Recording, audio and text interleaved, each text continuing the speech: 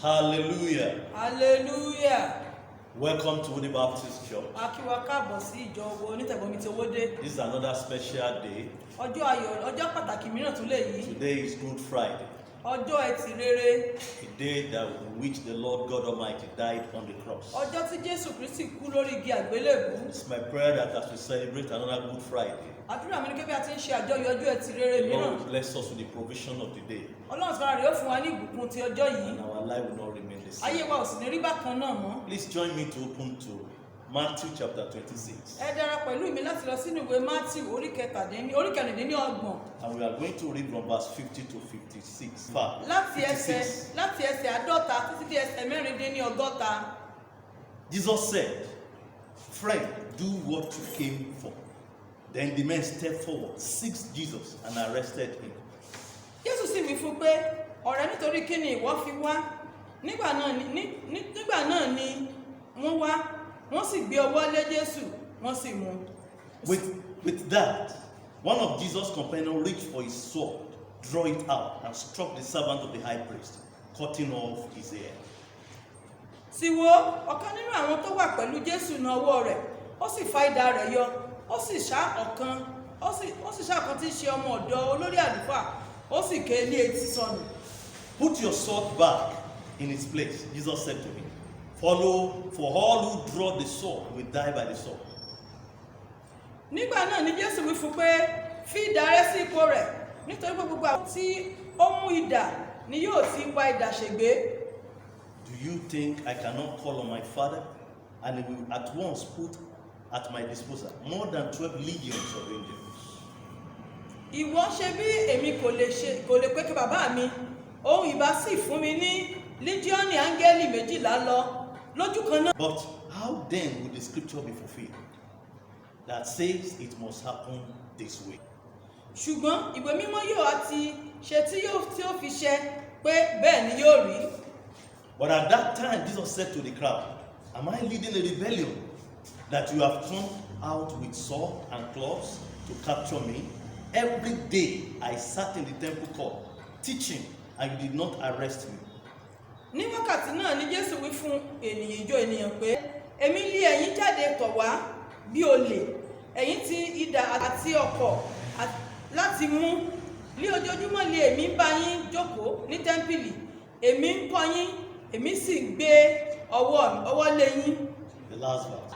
But this has all taken place that the writing of the prophet might be fulfilled. Then all the disciples deserted him and fled. Ẹsẹ̀ tó parí tán ó kà, ṣùgbọ́n gbogbo èyí ṣẹ kí ìwé àwọn wòlíì bá lè ṣẹ. Nígbà náà ni gbogbo àwọn ọmọ ẹ̀yìn rẹ̀ fi sílẹ̀, wọ́n sì sá lọ. Shall we pray? Ẹ jẹ́ gbàdúrà papọ̀. Lord, we thank you for this day. Ọlọ́run, a dúpẹ́ lọ́wọ́ yín fún ọjọ́ As we òní. commemorate this day, Bí a ti ń ṣàjọyọ̀ ọjọ́ òní, unveil the mystery of this day to us. ẹ̀bẹ̀rẹ̀ ìrí tí mẹ́rin ọjọ́ ìlú ẹ̀jẹ̀ kò yé wa. And empower our lives again. Ẹ̀rọ ayé wa lágbára lẹ́ẹ̀kan sí Be what you want us to be. láti jẹ́ nǹkan tẹ́ fẹ́ ká jẹ́. Thank you, faithful Father. Ọlọ́run wọ ẹ ṣé o. In Jesus' name we pray. Lórúkọ Jésù òun la People of God, gbàdúrà. I'll be sharing with you this morning Ará mi lọ mú ọkùn pẹ̀lú wa láàárọ̀ yìí. what I titled Ohun tí mo pe àkórí rẹ̀ ní Fulfilling Your Purpose. mímú ète rẹ ṣẹ. Fulfilling your purpose. Mímú ète rẹ ṣẹ. Today is special. Oníṣe pàtàkì.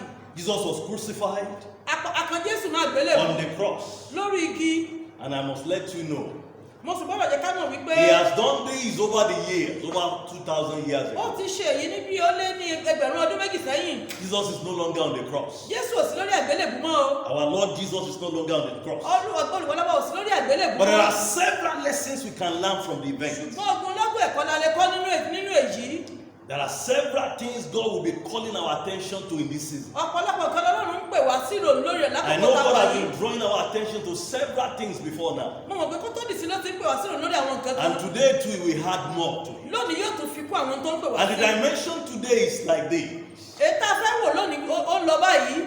There is no way you can fulfill your purpose Kò ní ṣeé ṣe láti mú ète ìgbáyé ẹni without ṣẹ. some things to pass through, without passing through something. Láì la àwọn ìlàkọjá kan kọjá. Fulfillment does not always come on the platter of wishes Ìmúṣẹ ìkàn wáyé pé mò ń rò bẹ́ẹ̀ lásán. or comfort. Àbí pé kó rọni lọ́rùn jù To bẹ́ẹ̀. fulfill your purpose, Láti mú ète ìwáyé ṣẹ.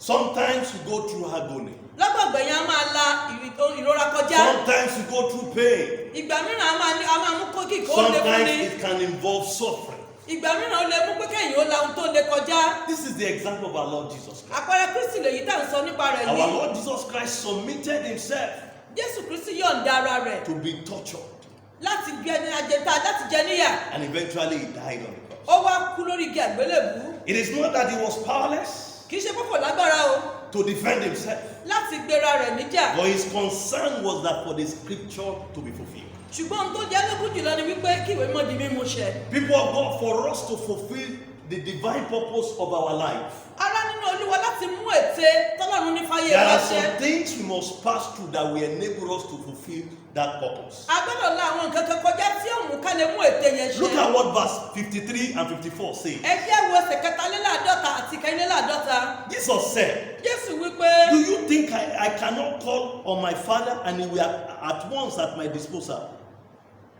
send more than 12 legions of angels? ìwọ ṣe bí èmi kò lè ké pe bàbá mi òun ìbá sì fún mi ju lídíọ̀nì áńgẹ́lì 12 lọ lójú kan náà. But how then would the scripture be fulfilled ṣùgbọ́n ìwé mímọ́ yóò àti ṣe ṣẹ that say it must happen this way? pé bẹ́ẹ̀ ni yóò rí.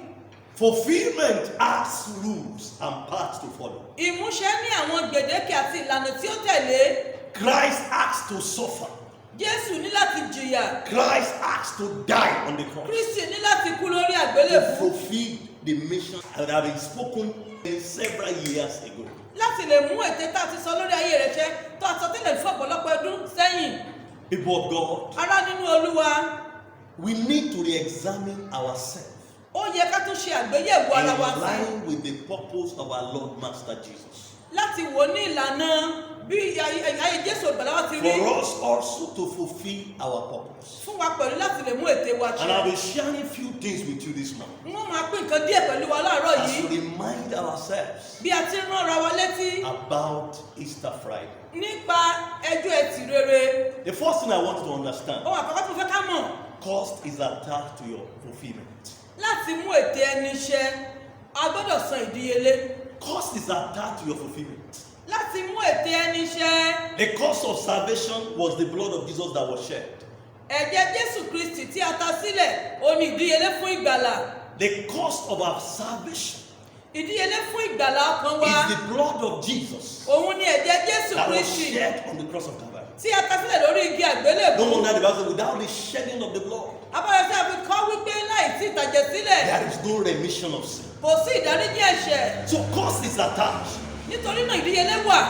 Christ paid the price of our salvation by through his blood. Kristi san ìdíyelé ìgbàlà wa nípa ẹ̀jẹ̀ rẹ̀ To be fulfilled, láti ní ìmúṣẹ. prepare to pay the price. o gbọ́dọ̀ palẹ̀ ọkàn rẹ mọ́ láti san You know, ìdíyelé. prepare to pay the price. ṣetán láti san ìdíyelé o. There is cost to greatness and glory. láti dé ibi ògo àti ibi gíga a Please gbọ́dọ̀ san ìdíyelé. understand very well there is cost to glory and fulfillment. a gbọ́dọ̀ mọ̀ dáradára wípé ìdíyelé ń bẹ fún ọ láti There are san ní láti ibi ògo. sacrifices we need to make. a gbọ́dọ̀ rí wípé a ṣe àwọn ìrúbọ kan. It can be in different form. ó lè jẹ́ lónírúurú ìlànà. Christ, our model, Kristi tí í ṣe àpẹẹrẹ wa paid the price ó san ìdíyelé tiẹ̀ for our salvation. nítorí ìgbàlà ọkàn wa. Sometimes God may allow several things to come our way so that we can fulfill our destiny. nígbà mìíràn Jésù lè fa ìgbà wọn kankan láti wá sí ọ̀nà wa láti mú ète ìwáyé wa ṣẹ. Remember that Jesus was so dear to his Father. Jésù Kristi ṣe pàtàkì gan sí Ọlọ́run tí ṣe bàbá rẹ̀. Despite that, ṣùgbọ́n síbẹ̀ the Lord released him Ọlọ́run yọ̀ǹda rẹ̀ to suffer for us, láti jìyà fún wa. pay the price of our ó salvation. sì san ìdíyelé ìgbàlà wa. People of God, ará nínú Olúwa there's no way you can fulfill your destiny without paying some price. kò ní ṣeé ṣe fẹ́nikẹ́ni láti mú ète rẹ̀ ṣe láì ṣe wípé bá san ìdíyelé kan. If you want glory, honor, and greatness to be your bí a Lord, bá ń pòǹgbẹ fún ìgbéga ògo àti ìtẹ̀síwájú you can't run away from your cross. kò ní ṣeé ṣe fún ọ láti sá kúrò níbi You àgbélébù can't rẹ. run away from your o ò cross. ní lè sá kúrò níbi àgbélébù Jesus rẹ. bear the cross of suffering Jésù ru àgbélébù ìjìyà that was ordained for him to enter glory. èyí tí a ti fi sílẹ̀ fún láti wọnú ògo. So it's important for us torí náà ó ṣe as pàtàkì his fún wa people gẹ́gẹ́ bí ènìyàn If Ọlọ́run you are pẹ̀lú expecting fulfillment, bí a bá ń retí ìmúṣẹ you must be ready to pay the price. a gbọ́dọ̀ ṣetán láti san ìdíyelé. Today we claim that salvation is free. Lónìí à ń sọ wípé ìgbàlà jẹ́ The ọ̀fẹ́. truth of the matter is that someone paid the price. Òtítọ́ ọbẹ̀ tó dájú ni wípé ẹnìkan san The Lord ìdíyelé paid ni. the price for it. Kristi san ìdíyelé o. Number two things I want you to know. Nǹkan kejì tí mo tún fẹ́ ká mọ̀. You can suffer from the hand of those who suppose not to harm you. Ó ṣeé ṣe ká rí ìrí ìjìyà lọ́wọ́ àwọn tí èdè ẹ̀kọ́ On the path of your fulfillment, nígbà téèyàn bá ń lọ síbi you ìmúṣẹ can ìlérí. suffer from the hands of those that suppose not to harm you. Ó ṣeé ṣe kó ṣe wípé àwọn tí ò yẹ kó tiẹ̀ nini lára rárá They are ni wọ́n fìyà jẹ ni. The account we read Ibi tí a kà yìí revealed to us vividly ó fi hàn wá gbangba pé that despite there are ignorant people of the time bí àwọn èèyàn tó ti ẹ̀mẹ́ka tí wọn ò who lóye do not understand the mission of Christ, sí ìgbọ́yé tètè Jésù Kristi kò yé. but in spite of that, Síbẹ̀ we have people who have been majoring on the scripture from the beginning, a ní àwọn tó ṣe wípé Of láti their life. bẹ̀rẹ̀ ayé wọn ni wọ́n ti mọ̀ nípa ìwé mímọ́. who supposed to understand the mission of Christ, Tó yẹ kí òye iṣẹ́ who Jésù supposed òye. to guide and protect Jesus, Tó yẹ kí wọ́n máa dáàbò bo Jésù. but Jesus suffered from their hand. Ṣùgbọ́n Jésù jìyà látọwọ́ tiwọn náà pẹ̀lú. Christ suffered humiliation, Jésù jìyà not only from common people kì í ṣe lọ́wọ́ àwọn ènìyàn yẹpẹ lásán or o. ignorant people, Kì í ṣe lọ́wọ́ àwọn aláìlóye nìkan but o. from those who supposed to have knowledge about him. Kódà gan-an àwọn tó jẹ́ pé ó yẹ kí wọ́n ní òye He nípa was rẹ̀. condemned by the priest and the high priest of the time. Àwọn olórí àlùfáà àti àwọn àlùfáà àgbàanì wọ́n rí wípé àwọn dá Jésù lẹ́bi. He was condemned to death. Wọ́n dá lẹ́bi títí dójú ikú. Beloved, Ará, maltreatment, ìfìyàjẹni, suffering ìrora may be part of what you need to experience ṣeé ṣe kó jẹ́ lára àwọn nǹkan tó yẹ káwa náà là in kọjá order to fulfill your purpose. láti débi ète láti mú ète ṣẹ fún ayé You may wa. experience this from people you don't even expect. Èyí lè wá yàtọ̀ àwọn tá à ti retí. It may be people very close to you. Ó ṣe ṣe kán jẹ́ àwọn tí wọ́n tiẹ̀ súnmọ́ wa gan-an. It may be people very close to you. Ó lè jẹ́ àwọn tí wọ́n súnmọ́ wa jọjọ. It may be your father. Ó lè ṣe bàbá ẹni. It even be your mother. Ó lè ṣe ìyá ẹni. It may be your uncle. Ó lè ṣe ẹ̀gbọ́n ẹni. It may be your boss. Ó lè ṣe ọ̀gá ẹni. I want you to remember, Mo fẹ́ ká rántí wípé they are only helping you wọ́n kàn ràn wá lọ́wọ́ ni o to fulfill your purpose. láti mú ète wa If ṣẹ. you have good attitude to it, Bí a bá ní ìtabákọ̀yà tó dára sí and i, your disposition towards it is positive, tí a ò tiẹ̀ ṣe bí ẹni pé tó ń ṣẹlẹ̀ sí wa yẹn ó burú jù. you will realize that it will only help you to fulfill your destiny. A rí i pé yóò kàn ràn wá lọ́wọ́ láti débi ìmúṣẹ This is ògo the ni. example of Joseph. Àpẹẹrẹ sáré nínú ayé Jósẹ́fù rèé o. His brother Àwọn arákùnrin rẹ̀ conspired against him. wọ́n kóra wọn jọ láti ṣọ̀tẹ̀ sí i. But in spite of that, Ṣùgbọ́n síbẹ̀ they were only helping him to fulfill his destiny. wọ́n kàn ràn lọ́wọ́ láti mú ète rẹ̀ If ṣẹ. you follow this by God's grace, Bí a bá ń tẹ̀lé rò yìí nípa orí it ọ̀fẹ́ will Ọlọ́run, only help you to fulfill your destiny. a kàn máa gbà ìrànlọ́wọ́ láti débi tá ó ti débi It will only ìmúṣẹ. serve as an instrument that will take you to your next level. A kàn jẹ́ bí àpẹẹrẹ bí ohun èlò ni fún wa láti débi tá à ń lọ tó jẹ́ ìpele gíga yóò sì dára fún wa lórúkọ On the Jésù. third note, Ní ọ̀nà kẹta, know that you are alone on your journey of destiny. ẹ jẹ́ ká mọ̀ wípé o àwa nìkan là ń lọ síbi ìmúṣẹ Please ìwé wa. be conscious of this. Ẹ jẹ́ kí eléyìí kó yé wa Know that you yékéyéké. are alone on the journey of your Ẹ fulfillment. mọ̀ wípé à ń dá rìnrìn àjò lọ Look at síbi what the ìmúṣẹ scripture ìlérí says. ni. Ẹgbọ́n tí Bíbélì In the sọ last verse we read, ní ẹsẹ̀ tó parí tá a after kà they yẹn. have taken Jesus Christ our Lord and Savior Nígbà tí wọ́n ti mú Kristi Jésù olùgbàlà and wa even perform miracle, lẹ́yìn ìgbà tó ti ṣiṣẹ́ ìyanu. the Bible says those his disciples that were with him. Àwọn ọmọ èyí tí wọ́n tẹ̀lé pẹ̀lú Look at verse 56. ẹ wo ẹsẹ̀ kẹrìndínláàdọ́gọ́ta. But this has taken place that the writing of the prophet might be fulfilled. Ṣùgbọ́n gbogbo èyí ṣe kí ìwé mímọ́ àwọn wòlíì lè ṣẹ. Look at what the last verse said. Then all the disciples deserted him. Nígbà náà ni gbogbo àwọn ọmọ ẹ̀yìn rẹ̀ fi sílẹ̀ wọ́n sì sá lọ wọ́n sì sá lọ. All the disciples, Gbogbo àwọn ọmọ ẹ̀yìn they fled. wọ́n fọgbà sílẹ̀ wọ́n sá lọ. Let me tell you people, Ẹ jẹ́ wí fún yín aránú Olúwa. don't be angry when people are not around you when some things Ẹ happen. má yẹ kọ́ mú nígbà báwọn Yorùbá dúró sọ nígbà tá a bá ń la ìlà kọjá The wa. disciples deserted the Lord. Àwọn ọmọ ẹ̀yìn náà fi Jésù lẹ̀. Jesus was on his path of fulfillment. Jésù ń lọ síbi ìmúṣẹ. Understand these people of God. Ẹ gbọ́ ilé ìyára The nínú ọkọ̀ sì only yé wa. one Ẹnìkan ṣoṣo for the assignment was Jesus Christ. fún iṣẹ́ yẹn ni Jésù Kristi. The only one for the cross Ẹnìkan láti ibi that àgbélébú the cross was meant for tí àgbélébú wà fún. was our Lord Jesus Òun ni Christ. Jésù Kristi. So every other person deserted. Gbogbo èèyàn yòókù fi They sílẹ̀. all fled. Wọ́n lọ wọ́n sá lọ. Don't be surprised Ẹ má jẹ́ kó yà wá lẹ́nu. When you can't find people around you. Bó bá ṣe pé gbàtà ńlá ìlàkọjá bá kọjá ààrẹ Only ìjọba tó when you lóṣù are wa. facing your death. Nígbà tá a bá ti ń kọjú sí ikú ẹni. When you are facing your death. Bí ẹ bá ń kọjú sí ikú ẹni. Don't be angry. Ẹ má jẹ́ kó dùn wá. Don't be angry at all. Ẹ má jẹ́ kó dùn wá. It's just that it's not meant for them. Ó kàn tó wà bẹ́ẹ̀ ni wípé ikú yẹn ò ń ṣe fún ẹni tá à ń ronú nípa rẹ̀. People can't share your load Ẹnikẹ́ni ò ní bá ní gbẹ́rù ẹni o. because Nítorí pé it is for your own glory. ìwọ ló ní ògo tí ń bẹ nídìí ẹrù náà. Don't be disappointed Má ní ìjákulẹ̀. when you don't see people around you. Bó o bá rí àwọn èèyàn láyìíká rẹ̀. Don't forget at the point when Jesus was praying too. Má gbé wọ́n gbàgbọ́ tí Jésù ń gbàdúrà pẹ̀lú. In his moment of agony, Ní àsìkò tó le, the Bible says the disciples Bíbélì were wípé àwọn ọmọ ẹ̀yìn sùn ní ọgbà Gẹ́tímánì. sleeping. Wọ́n sùn. People of God, Ará nínú Olúwa. you are alone on this journey of faith. Ìwọ nìkan ló lọ nínú ìrìn àjò ìmúṣẹ Whatever yìí o. God has ordained on your path, Ohun yòówù tó lóun wá ti fi sójú ọ̀nà please fún ọ. submit quick. Submit Yọ̀ǹda quick. ara rẹ fún. Submit willingly. Yọ̀ǹda ara rẹ As the fún. Lord has helped our Lord Jesus Christ, Ọlọ́run ti rán Kristi Jésù olùgbàlà wa lọ́wọ́. He is there to help you. Ó wà níbẹ̀ pẹ̀lú láti ràn ọ́ You will lọ́wọ́. fulfill your destiny Ó mú ète rẹ ṣẹ. in the name of Jesus. Lórúkọ Jésù. Don't be offended Má jẹ́ kẹ́nikẹ́ni ó ṣe about ọ́. the attitude of people around you. Nítorí àtàwọn èèyàn kan sí ọ. When they don't act in the way you expect, Bí wọn bá ṣe bọ́ fẹ́ kí wọ́n ṣe. go on.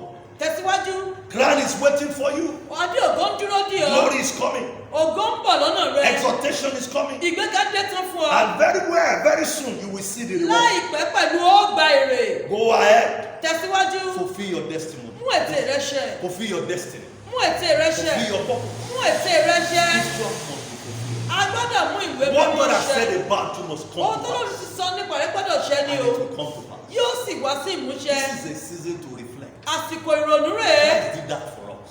Jésù kú fún What am wa. I saying? Kí ni mò ń sọ? Come to Him Wá sọ́dọ̀ where you Jésù. can have that energy. Níbi tó ti lè gba okun. Where you can have that energy. Tó ti gba So agbára. that the glory will come. Tí ògo yóò fi The dé. energy will enable you to face all the challenges on the way. Okun tó ń gbà lọ́dọ̀ Jésù yóò jẹ́ kó o lè And at the end dúró. of the day, Nígbà tó bá sì já. you will praise His name. Ó wà á yin Olúwa lógo. In the name of Jesus. Lórúkọ Jésù Kristi. Father, we thank you for Ọlọ́run your wa dúpẹ́ lọ́wọ́ yín fún I ọ̀rọ̀ pray for yín. everybody that have listened to this. Àgbàdo àfọ̀gbẹ́ tó ti gbóhùn yìí. You will watch over them. Ọlọ́run ó dáàbò rẹ̀ There wọ̀ are yín. several ones who are passing through obstacles on their way. Ogunlọ́gọ̀ ńlá ìlàkọjá I kílé pray kọjá. for divine Mo strength. gbàdúrà pé Ọlọ́run kó fún yín ní That okun will ọ̀tún. grant them grace to overcome. Láti gbọ́ rẹ̀ fún láti borí. And I pray for you. Mo sì gbàdúrà pẹ̀lú It pé will turn out to be a success story. yóò wá jẹ́ ìtàn ayọ̀. It will turn out to be a power being displayed. Yóò di ìtàn pé The agbára ló fara grace hàn. of God will be sufficient. Oore ọ̀fẹ́ yóò tó fún yín. For as many that are yet to accept you as Lord Fọ́tò and ọ̀sẹ̀ gbogbo Savior, tí ò tí gba Jésù lọ́dọ̀ tó gbàlà. reveal this season to them. Olúwa fọ́gbára rẹ̀ hàn wọ́n And lásìkò yìí. save their life. Gbá kan wọn la. Thank you, faithful Father. Ọlọ́run adúgbò torí pé ẹ ti gbọ́. In Jesus' name we pray. Àgbàdo lórúkọ Jésù Kristi Olúwa àti olùgbàlà wa. Amen. Àmín.